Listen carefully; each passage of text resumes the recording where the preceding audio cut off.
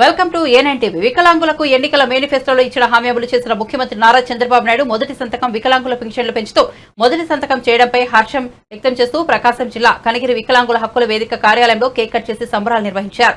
ముఖ్యమంత్రి చంద్రబాబుకి Kanigiri MLA doctor ముక్కు ఉగ్ర నరసింహారెడ్డికి వారు కృతజ్ఞతలు తెలిపారు. వికలాంగుల పెన్షన్ 6,000 రూపాయలకు పెంచడంపై వికలాంగుల హక్కుల వేదిక కార్యాలయంలో సంబరాలు జరుపుకున్నారు. ఈ కార్యక్రమంలో వికలాంగుల హక్కుల వేదిక రాష్ట్ర అధ్యక్షులు దూలిపాల మల్లికార్జునరావు, వికలాంగుల నాయకులు సురభి సుబ్బయ్య, పాలడుగు నాగేశ్వరరావు, రామలక్ష్మి, వెంకటేశ్వరరెడ్డి, శ్రీనివాసరెడ్డి, బీవీ జాన్ వెంకటేశ్వర్లు తదితరులు పాల్గొన్నారు.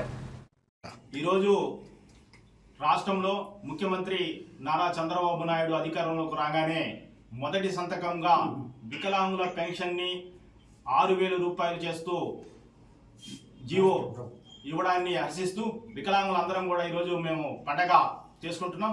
ఈ సందర్భంగా తెలుగుదేశం పార్టీ అధికారంలోకి వచ్చిన సందర్భంగా అలానే మన కనిగిరి శాసనసభ్యులు ముక్కు ఉగ్ర నరసింహారెడ్డి విజయం సాధించిన సందర్భంగా ఈరోజు మేమందరం కూడా వారికి శుభాకాంక్షలు తెలియజేస్తున్నాం. నమస్కారాలు.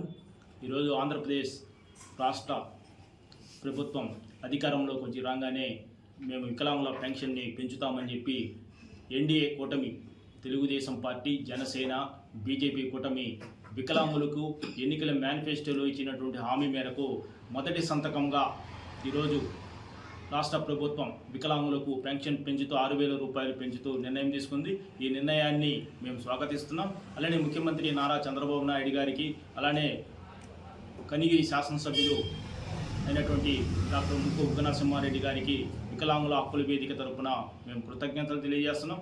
అలానే వృద్ధులు, వితంతువులకి, ఒంటరి మహిళలకి అందరికీ కూడా 4,000 రూపాయలు పెన్షన్ పెంచుతూ రాష్ట్ర ప్రభుత్వం జీవో ఇవ్వడం జరిగింది. వాళ్ళందరం వికలాంగులు, వృద్ధులు, వితంతువులు ఐక్యంగా ఉండి ఈ రాష్ట్రంలో తెలుగుదేశం ప్రభుత్వం, ఎన్డీఏ ప్రభుత్వం అధికారంలో రావడానికి కారకులైనటువంటి మేమందరం కూడా ఈరోజు ఆ హామీని ముఖ్యమంత్రి గారు నారా చంద్రబాబు నాయుడు గారు హామీ నిలబెట్టుకున్నందుకు మేము హర్షిస్తూ ఈ హర్షదానాల మధ్య ఈరోజు వికలాంగులందరూ కూడా వారికి కృతజ్ఞతలు తెలియజేస్తున్నాము. అందులో భాగంగా ఈరోజు వికలాంగులందరం కూడా సమావేశం నిర్వహించి ఈ రాష్ట్ర ప్రభుత్వం నిర్ణయాన్ని మేము స్వాగతిస్తూ రానున్న రోజుల్లో వికలాంగుల సంక్షేమానికి ప్రభుత్వం పాటుపడాలని చెప్పి తెలియజేస్తున్నాం.